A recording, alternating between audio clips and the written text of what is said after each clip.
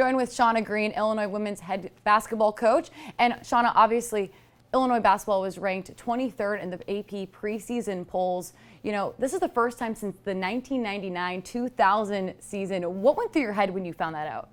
You know, everyone always says it's preseason rankings.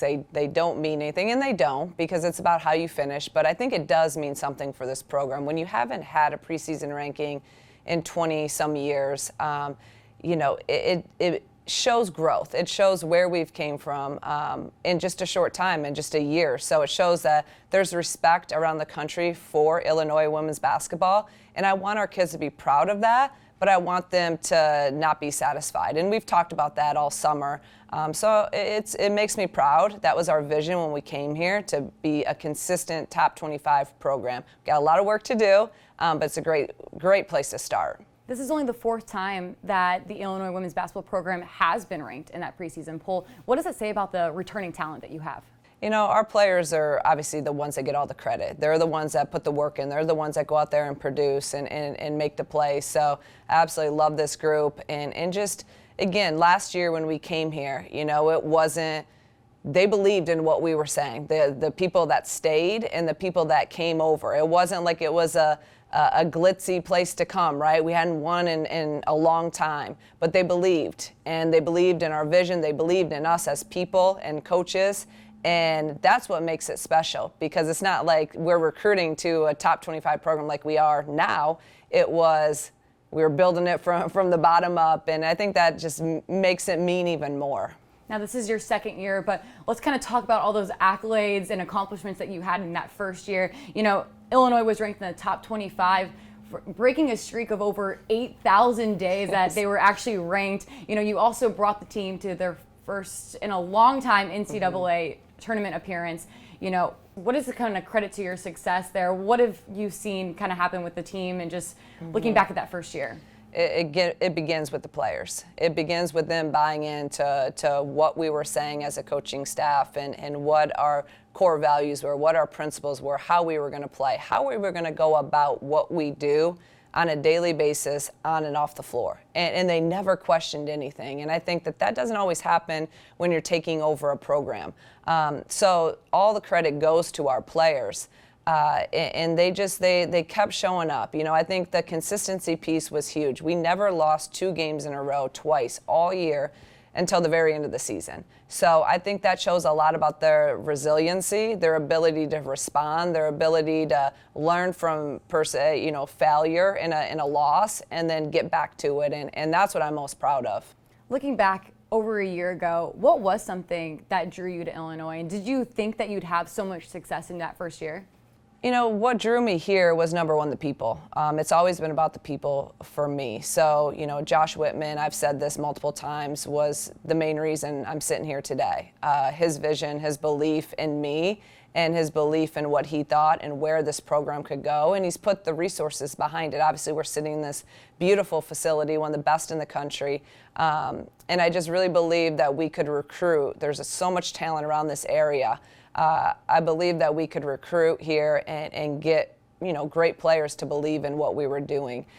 You know, I never have been one to put a timetable on anything, but all we've known really is winning. And at Dayton, we won, you know, and we competed at the highest level. We competed for championships. So when we came here, it was the same thing. Like, how are we going to compete? How are we going to win? How are we going to go about attacking every single day? Again, with the mindset to win. And that's just what we believe. So did it happen maybe quicker than I thought? Probably, if I'm going to be completely transparent. But when you get the right people that believe in what you're doing and work really, really hard, success can follow that. Going off of that, what would you say has been the biggest challenge that you've had so far here? I just think still, like, getting, you know, the program, and it's something that I didn't really realize until I got here and started recruiting, you know, especially kids around here. They have never, in their lifetime of being alive, they have never seen this program win. So, you know, to be able to continue to recruit Illinois, the headway we've made in even a year, you know, of having some success and where I think we're going is definitely in the right direction. But it's a big hill to climb because I never thought about it like that. If you had never seen a winning program, then it probably wasn't your dream maybe early on coming here or staying home, and we're gonna change that. We're in the midst of changing that, and hopefully every kid in Illinois grows up saying, I want to play for Illinois women's basketball, and that's my dream school. And I personally think it means a lot about your character to be able to bring people with you from Dayton.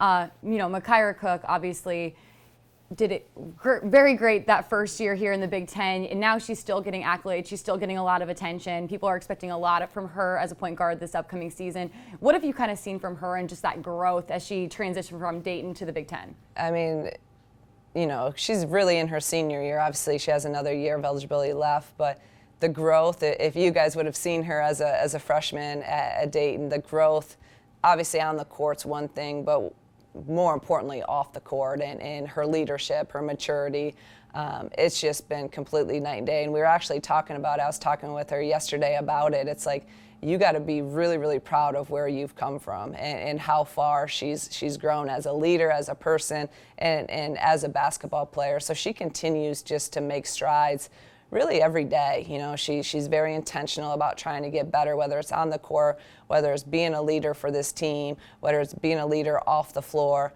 I've seen her from the beginning to the end, and it makes me really happy to see that growth. And she's a special player, but more importantly, she's a really special person. I know a big thing for you this offseason was recruiting some height, and you were able to pull in some transfers as well as getting some new freshmen in.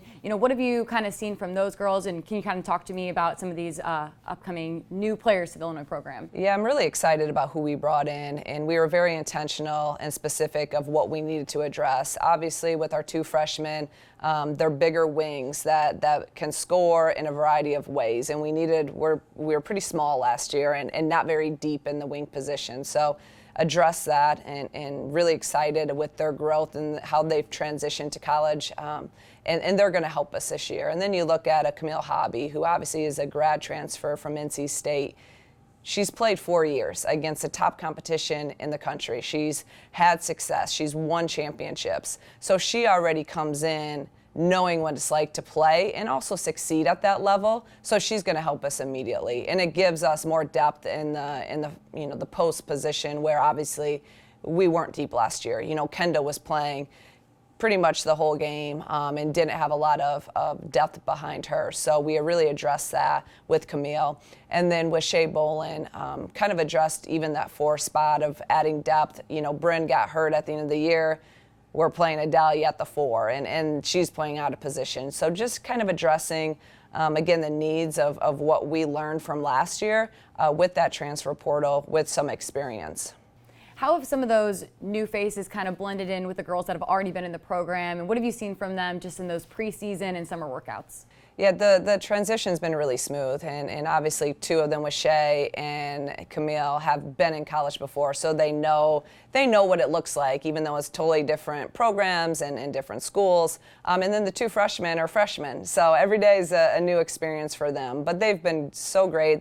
Our upperclassmen have really done an amazing job of really taking our new kids under their wing and helping them and kind of mentoring them. So it's been overall a really smooth transition. And what would you say is kind of the mentality heading into this season? You guys saw an NCAA tournament appearance, got mostly your whole starting lineup back. What is kind of that mentality for these girls heading into the season? Yeah, we're trying to build on last year. We did a lot of great things last year, but we're not happy, we're not satisfied, and I think we're going to use that as motivation. And we have all summer, and our summer workouts leading into now. And everything I've been talking about this summer has been getting everything, bumping it up to the next level. How can we do more than we did last year in terms of everything that you do in your day? So we've been talking about that next level a lot.